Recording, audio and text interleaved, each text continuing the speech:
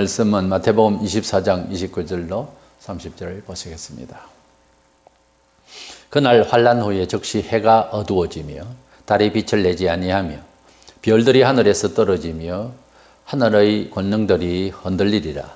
그때에 인자의 징조가 하늘에서 보이겠고 그때 땅의 모든 족속들이 통곡하며 그들이 인자가 구름을 타고 능력과 큰 영광으로 오는 것을 보리라.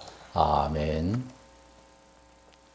우리 예수님께서 지상에서 어떤 교주들처럼 선하게 살아가고 복되게 살아가는 인생의 도리를 이야기하고 그래서 죽으신 그런 소위 말하는 무슨 성인의 입장이 아니고 예수께서는 부활하시고 성천하시면서 내가 다시 오마 하시고 다시 오실 것을 약속하셨습니다. 그 어떤 교주나 어떤 선생도 그리 말을 할 수가 없는 말씀을 하셨어요. 인류사에서 많은 보통 사람이 해낼 수 없는 일들, 장군이나 또는 위인들이 많습니다만은 그러나 우리 예수님께서 가르치신 교훈과 하신 업적과 우리에게 약속하신 말씀들은 너무도 다른 차원입니다. 우리 인생에 있어서 삶과 죽음, 축복과 저주에 대해서, 천국과 지옥에 대해서 그리고 영생에 대해서 말씀하신 분이어서 기독교는 막연한 종교 상식을 넘어서서 현실적이라면 매우 현실적인 그런 사실이라면 매우 사실에 입각한 세상은 어차피 약간 구름 같은 인생이라고 말하듯이 꿈꾸듯이 삽니다. 근거가 없고 막연한 미래를 바라보며 살다 허무하게 죽는 거죠. 그러나 우리 예수님은 아주 소위 그 팩트에 의한 그런 참된 길에 대해서 참된 삶에 대해서 인생의 사후에까지 연결되어지는 이 사실을 우리에게 입증하시고 다시 오실 것입니다. 우리 예수님은 재림을 하실 때에는 처음에 오실 때에는 고요하게 고요한 밤 거룩한 밤 우리 찬송 가사처럼 그렇게 이스라엘 땅에 고요하게 탄생하셨습니다. 그리고 갖은 고생을 하시고 십자가에서 희생을 당하셨습니다. 근데 재림하실 때는 그런 식으로 안 오십니다. 재림하실 때에는 처음에는 구원하러 오시기 위해서 희생의 제물로 오셨지만은 이제 재림하실 때는 심판하러 오십니다. 재림하실 때에는 예수님을 찬송하고 할 사람은 성도이지 불신자는 가담이 안 됩니다. 지금은 불신자들이 성탄절기에 노래 부르고 난리를 치지만은 전혀 예수 믿는 거하고 상관이 없죠. 하나님 문화로 그렇게 즐깁니다만은 우리 예수님이 다시 오시면 그래 즐길 수 있을까요? 안 됩니다. 심판하러 오시기 때문에 때가 없습니다. 그때는 즐거워할 시간도 아니고 구원을 청할 시간도 없습니다.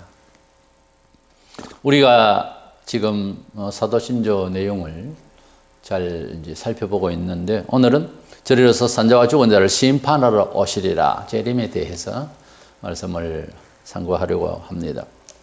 처음에 생각하게 되는 것은 저리로서 하늘로부터 오신다고 하는 뜻입니다. 저리로서 오신다는 말씀은.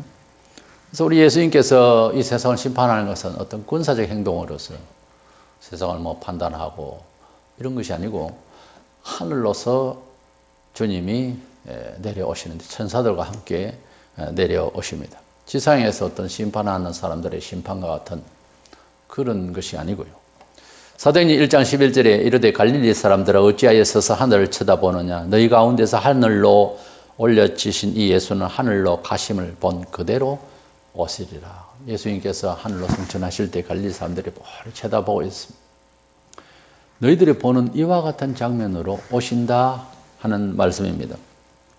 오늘 본문의 마태복음 24장에도 주님께서 재림하실 때에 큰 영광으로 하늘에서 구름 타고 오신다고 그랬는데 구름이 힘이 돼서가 아니라 어떤 영광의 보좌의 영광스러운 모습을 상징하기 위한 구름의 이야기입니다.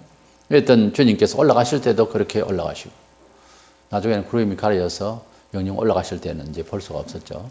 그와 같이 구름 타고 내려오신다 하는 이런 내용은 먼저 하늘로부터 오실 것이다. 왜? 하늘로 올라가셨으니까. 그래서 예수님께서 재림의 시작이 하늘로부터 오신다는 그런 뜻입니다. 갑자기 태어나서 뭐 내가 재림 예수다 이런 어처구니 없는 사람들, 일반 사람들의 교주, 이단들과 같이 아니하고 하늘로부터 오시고, 왜? 하늘로 올라가셨으니까. 하늘로부터 재림하실 때에 온 사람들이 다 볼 것인데, 확실히 우리가 재림 예수, 심판주는 하늘로부터 오실 것이다 하는 것입니다. 예수께서 하늘로부터 오신다는 말씀은 하늘로 올라가시기 전에 제자들에게, 그러니까 우리에게 들으라고 하신 말씀 중에 나 있는 곳에 너희들 데리러 오겠다고 하셨어요. 그러니까 하늘로부터 오신다는 말씀은 재차 우리가 하늘로 가게 될 것을 데리러 오신다 하니까요. 그러니까 하늘나라가 있다는 말씀입니다. 그 말은. 그러니까 하늘로서 저리로서 산자와 죽은 자를 심판하러 오신다는 말은 우리를 데리러 오시는 장소에서 오셨다는 말씀이기도 하다는 거죠. 그리고 하늘로서 오셨다는 이 말씀은 온 세계를 덮어 있는 우주 위에서 오신다는 말은 세계를 심판하러 오시는 장관이라는 거죠. 그러니까 하늘에서 오시는 예수님의 영적 그리고 실속 있는 권세의 범위를 말합니다. 그래서 하늘로부터 내려오시는 예수님은 온 세계를 심판하러 오시고 지배하러 오시는 분이다 하는 의미가 있습니다.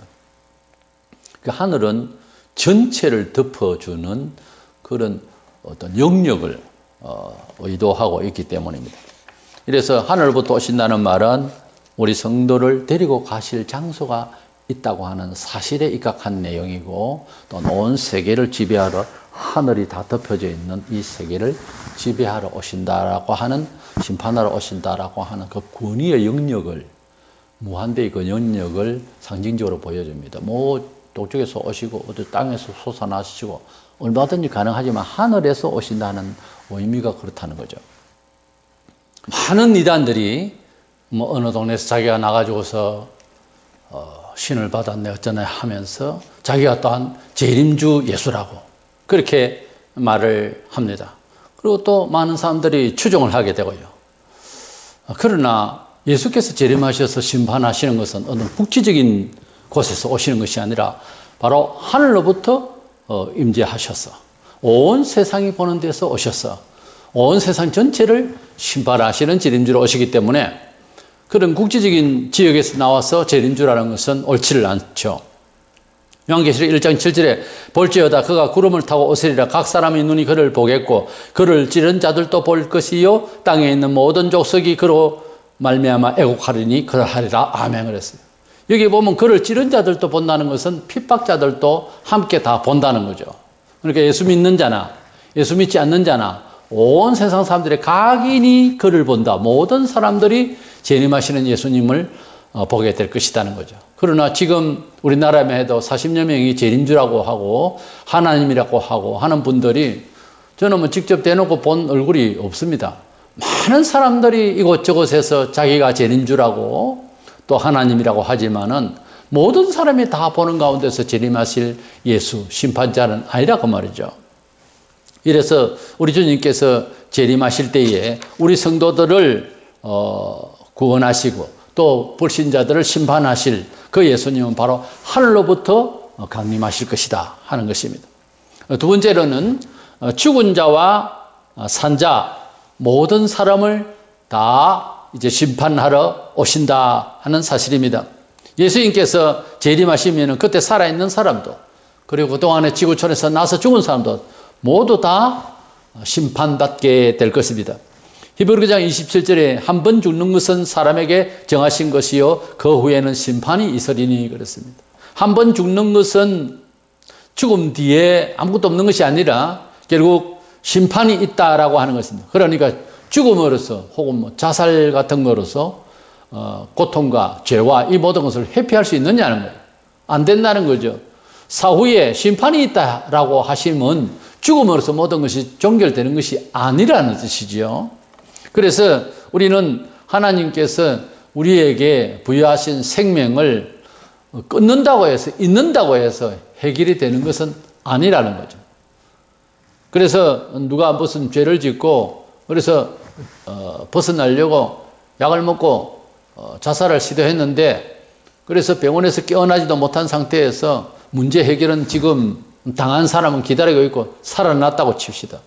그래서 잠시 죽은 듯이 했지만 다시 살아나면 그 죄는 역시 계속해서 이어져서 해결을 봐야 되지 않겠습니까? 그 같은 이야기예요. 사람이 죽지만 후에는 심판이 있다라고 하는 말씀이 주님이 재림하실 때 다 살려놔서 마치 자살하고 뭐 기절하고 뭐 이렇게 된 사람 같아도 그러나 다시 살렸어. 어떻게 죽었든 다시 살려서 꼭 기절하다가 깬 사람 마냥 이제 다시 심판의 진영이 된다는 거죠. 그렇기 때문에 자살로 마무리한다는 것은 말이 안 되는 거예요.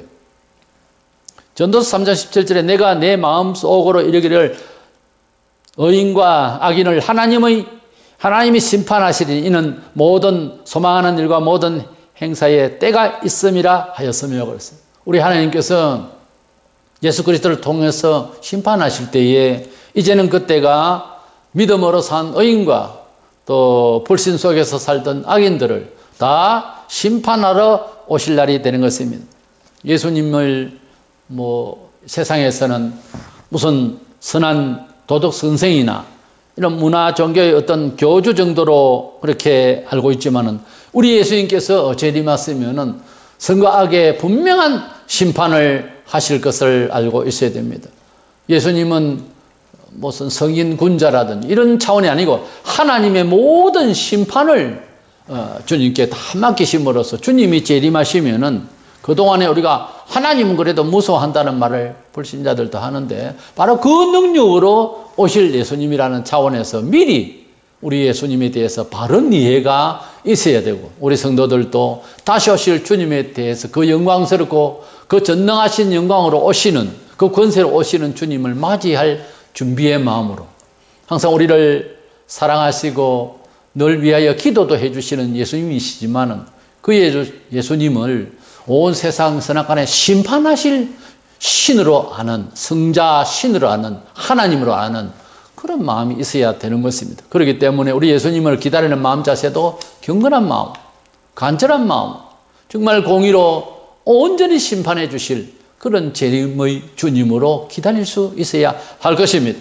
예수님께서 오실 때에 재차 말씀드리지만은 지금 우리가 상상하고 불신자들이 이해하려고 하는 그런 정도의 차원이 아니고 요한복음 5장 22절에 아버지께서 아무도 심판하지 아니하시고 심판을 다 아들에게 맡기셨으니 우리가 예수에 대해서는 성인이라 하지만은 불신자들이 기독교에서 말하는 신은 여러 신들 중에 하늘입니다, 하나님이다 등 이렇게 신들의 한 이름을 알고 있어요. 그러나 예수님을 이해하는 그런 성현군자에 하는 그런 차원과 불신자지만은 신들 중에서 하나님이라는 차원하고는 예수와 다르게 보잖아요. 그런데 재림하실 예수를 보면 그들이 생각하는 그 신의 권능을 가지고 그대로 온다 이 말이에요.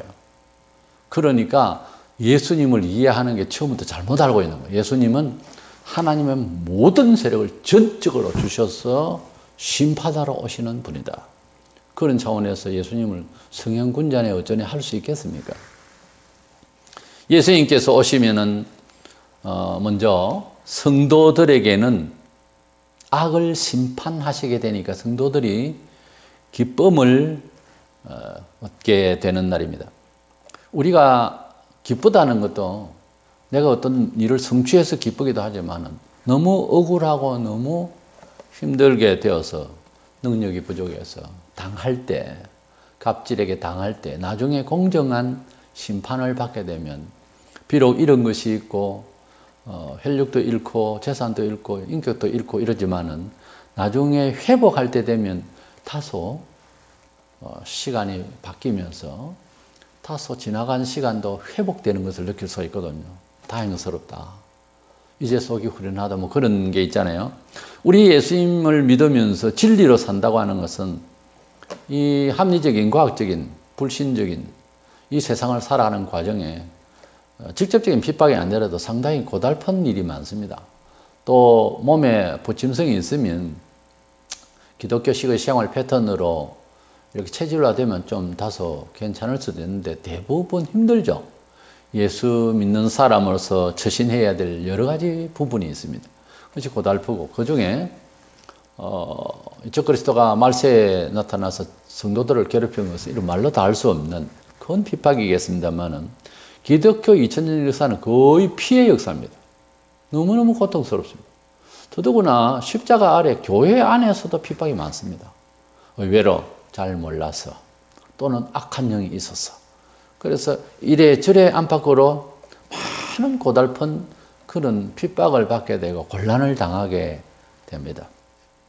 우리가 예수 믿고 밥을 얼마나 먹든 옷을 얼마나 좋은 걸 입든 그게 문제가 아니고 제발 핍박하지 아니하고 원만하게 예수 이야기할 수 있는 사회가 되면 얼마나 좋겠어요. 어디 가나 예수 믿고 살아가기에는 굉장히 어려운 우리가 세상을 살게 되는 거예요, 사실은. 그래서 삶의 구조적인 여러 가지 조언들이 주일 성수나 예수를 사랑하며 진리를 사랑하며 정의를 사랑하며 공의를 지키며 그렇게 살기가 참 힘든 세상입니다. 정확하지 않거든요, 세상. 항상 거짓말하고 편법을 쓰고 핍박하고 잘못된 놈을 더 잘한다 그러고 하는 게 사실 세상이에요. 이런 세상을 올바로 산다고 하는 것은 어렵죠. 그런데 주님께서 오셔서 공정한 심판의 날이 되었으니 어떻겠습니까? 후련한 세월이 되겠죠. 우리가 핍박을 많이 받을수록 그 날이 더 즐겁겠죠. 나도 예사로 살고 나도 예수 믿는다 하면서 예수 잘 믿는 사람을 괴롭히고 이런 사람이 어떻게 기쁘겠습니까? 어렵고 힘들고 눈물 나고 하는 세월을 많이 보내면 주님이 오시는 날 생각만 해도 흥분할 수 있어요. 너무 후련하게 해주실 그날 그 기다림이 일제 때에 옥고를 치른 6, 7년씩 이렇게 괴로움을 당하다가 옥사를 하시거나 나와서 돌아가시거나 하는 믿음의 선조들이 얼마나 그 해방한 날, 해방 일제에서 해방된 날 얼마나 마음이 어떻게 했겠습니까? 거의 죽음 가까이 있는 분들 또는 돌아가신 분도 있는데 그렇게 해방했을 때에 얼마나 마음이 기뻤겠느냐. 그와 같은 겁니다. 우리가 일상의 신앙생활을 잘 하려고 하면 힘들어요. 그러나 그것을 다 원풀이를 하면 안 됩니다. 주님이 오시면 속 시원하게 지나간 시간을 전부 땡겨서 다시 풀어준다니까요. 우리도 그런 경험을 하죠. 시간이 이렇게 물질은 아니지만 약간 물질성이 있어요. 과거가 현재로 당겨줄 수 있고 그렇습니다. 현재가 영 미래를 가버리는 수도 있고 그래서 과거의 아픔이 당겨져서 착하니 회복해 주시면 과거의 모든 시간들이 다시 정리가 돼요. 기가 막히죠. 그래서 주님이 위로하실 날이 있으니까 너무 답답해 해도 안 되겠고 그러나 힘들죠. 힘든데 우리 성도들에게는 악을 심판하는 이런 주님의 심판일로서 기뻐하게 되겠습니다. 역대상 16장 33절에 그리할 때에 숲속의 나무들이 여호와 앞에서 즐거이 노래하리니 주께서 땅을 심판하러 오실 것이니로다. 이런 말씀이 있습니다. 계시록 22장 12절에 보라 내가 속히 오리니 내가 줄 상이 내게 있어 각 사람에게 그가 행한 대로 갚아주리라. 우리 주님께서 오신다는 말씀이 없었으면 교훈대로 그냥 살아가는 종교인 되기에는 너무 힘듭니다. 이 종교가. 그러나 주님이 오셔서 반드시 시간과 물질과 자존심과 모든 시간들을 다 가져와서 정리를 해 주실 것이다. 이게 보장이 되니까 얼마나 다행입니까? 그러니까 주님의 말씀을 잘 순종하는데 낙심되더라도 다시 일어서서 주님을 닮을 수 있기를 바랍니다. 성도가 위로가 되는 날은 바로 예수께서 공정하게 심판하러 오시는 재림의 날이 되겠습니다. 우리가 이 세상에서 바른 판단을 다 받을 수가 없어요. 일일이 성도가 고소하고 일일이 다 그냥 이렇게 하면 안 됩니다. 세상이 원래 법이 없는 세상이에요. 법을 정해놨긴 하지만 잘 보지 않습니까? 법대로 됩니까 지금? 법을 제정을 해놔도 자기 마음대로입니다. 그래서 무전유죄가 되고 유전무죄가 되고 권력 있는 사람은 뭐 불법해도 그만이고 지금 국회 하는 일 보세요. 그렇게 자기 이득이 되면은 서로 살려고 불법을 행하고 말도 안 되는 그런 상황들을 보고 있지 않습니까? 사회도 마찬가지입니다. 우리 예수께서 재림하시면 모든 악을 심판하시니 우리가 기뻐하는 날이다 하는 것입니다. 두 번째로는 불신자들은 오직 저주를 받는 심판으로 그렇게 마지막 심판이 되겠습니다. 주님이 재림하시면 더 이상 구원의 기회가 없을 것입니다. 모든 일에는 때가 있어요. 마태복음 25장 11절 2절에 그 후에 남은 처녀들이 와서 이르되 주여 주여 우리에게 열어주소서 대답하되 이르시되 진실로 너희에게 이르노니 내가 너희를 알지 못하노라 하였느니라. 주님께서 오시면 구원의 문을 닫아버립니다. 주여 주여 열어주소서.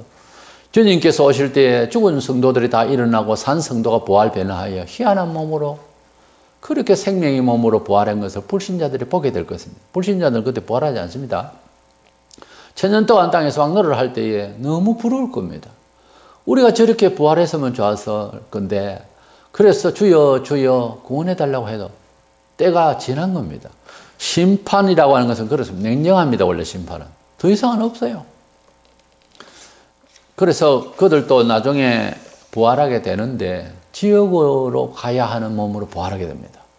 얼마나 불쌍하고 안타깝고 그러나 동정으로 할 수 있는 부분이 아니에요.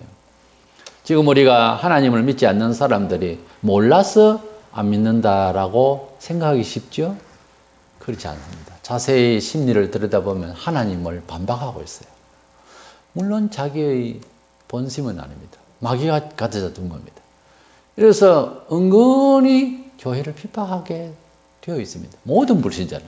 아닌 것 같죠? 사람 참 착하고 뭐 그렇게 보이는데 예수는 안 믿는다. 자세히 들여다보세요. 하나님보다 다른 우상을 섬깁니다. 반드시 무교인이라고 하지만 그렇지 않습니다. 하나님을 반박하는 짓을 해요. 그 죄를 어떻게 해결할 거냐고요.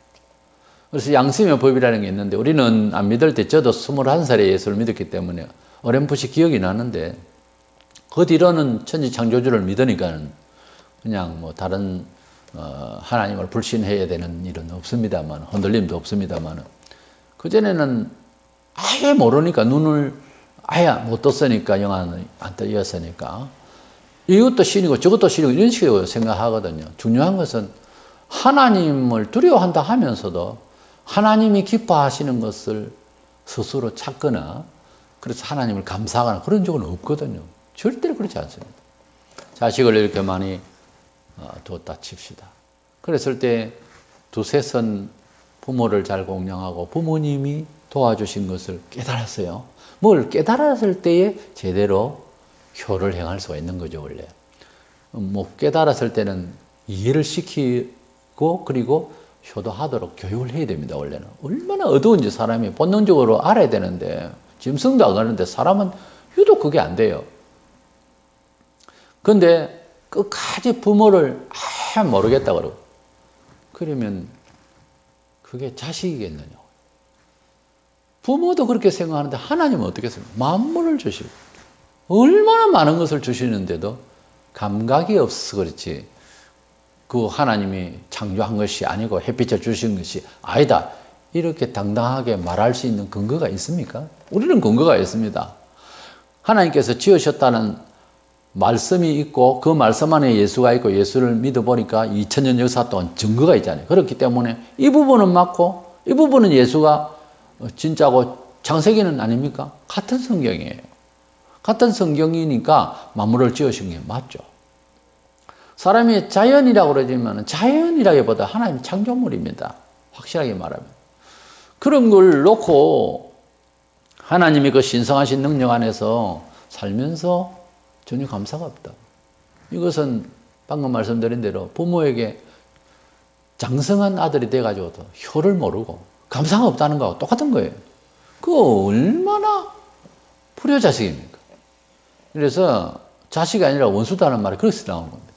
우리가 하나님 앞에서 원수된 자라는 말이 그 말이에요. 하나님이 주신 것에 대해서 감사해야 되는데 감사하지 않고 다른 신, 귀신에게 절하니 하나님께서 분노하실 수밖에. 아무 죄도 없고 나는 아무것도 안 했다. 하나님 몰랐다 뿐이지. 그건 말도 안 되는 이야기예요. 양심의 법이라는 게 있습니다. 이제 양심의 법이 하나님을 찾으려고 하는 것이 있어 모르지만 찾으려고 안 해요, 스스로. 그래서 전도를 하면 이제 전도를 처음에는 예, 저는 뭐 불교입니다. 저는 뭐 다른 교, 저는 무교입니다. 이러지요. 계속 전도하지요. 하나님이 참 신이시고 예수님만이 참 구원자입니다 하고 두 번, 세 번 언급하면 착한 듯 하던 사람도 바락 화를 냅니다. 거기서 바로 증거가 나오는 거예요. 하나님을 대적하는 영에 붙들려 있는 거예요. 안타깝죠. 자기도 모르는 새에 하나님을 대적하는 영이 있다고요. 계속 전도해 보세요. 핍박하게 되어 있습니다. 안 하다가. 그러니 인간의 심리가 하나님을 대적한다고 안 할 수가 있습니까?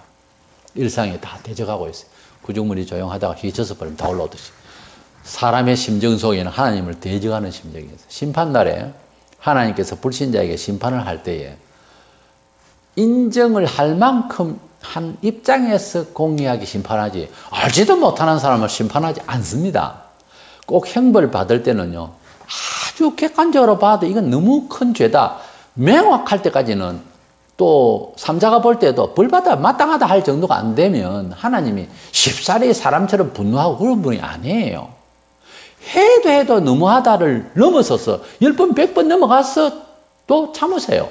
그런데 객관적으로 아주 확실할 때는 매를 맞습니다. 그때는 매를 맞을 때는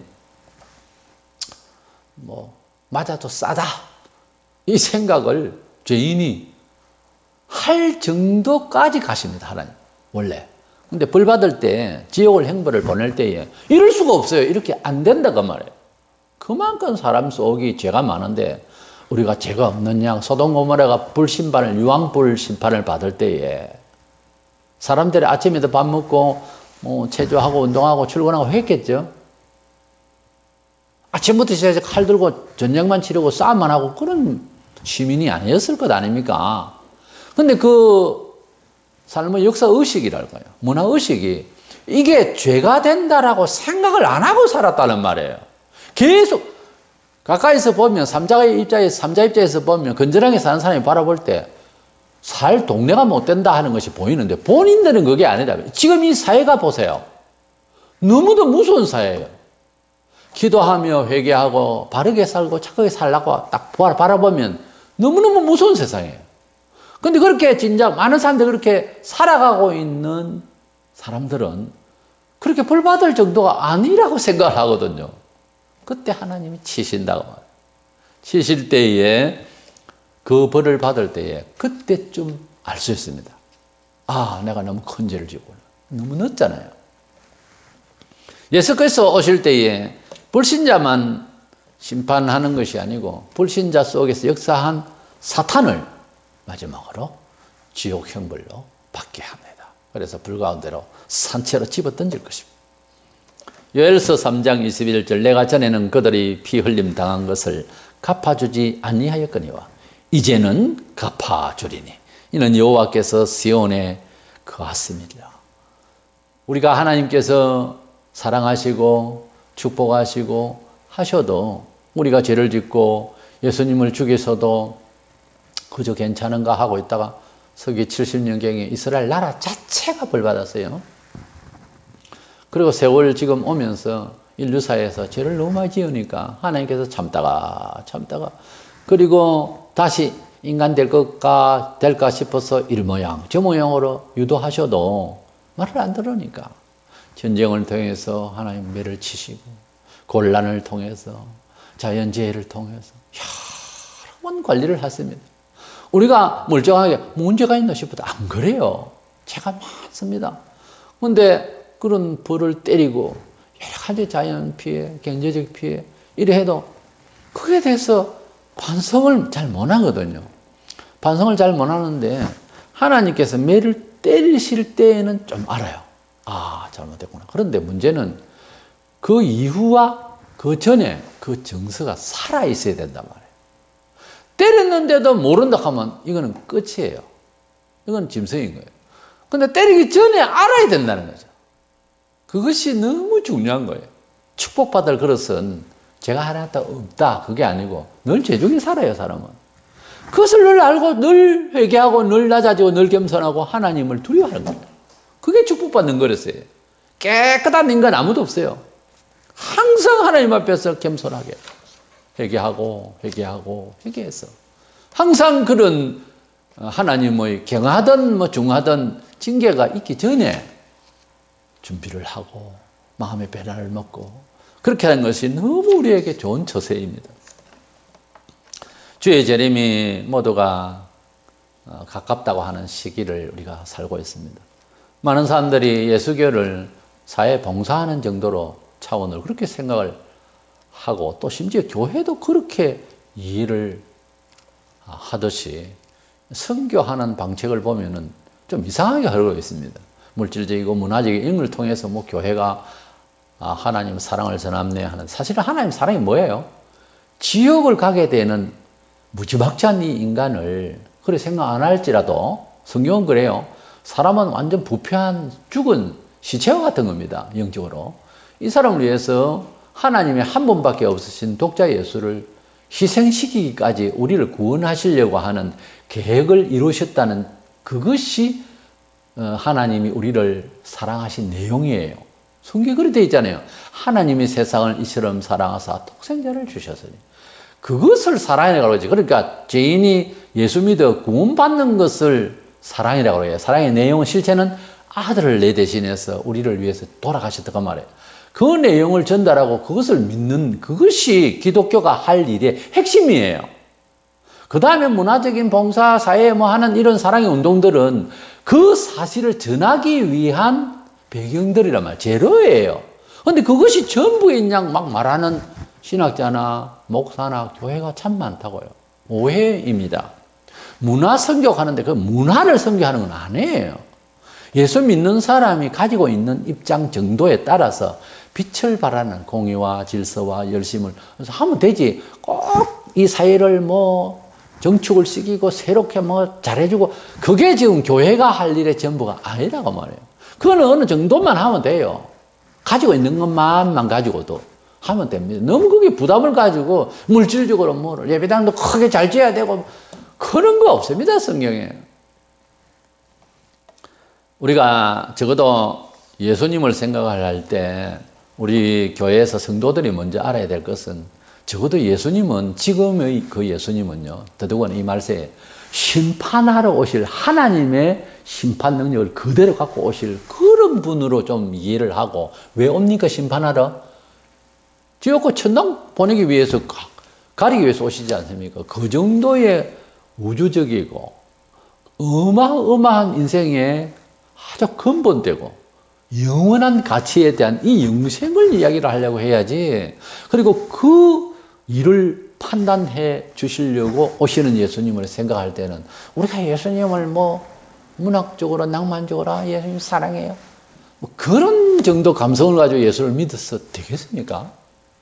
적어도 예수님의 심판을 대언하는 정도에서 각오를 가지고 일사각오로 세상에서 아주 전쟁터의 대장처럼 그렇게 이 말씀을 선포하고 가르치고 엄중히 명하고 이래야 하는 것이 교회고 교인들이어야 합니다. 그런 말세다 하는 말은 그 말이에요. 다시 오실 예수님을 앞에 두고 미리 우리가 그런 엄중한 심판을 이야기를 해야 되는 거예요.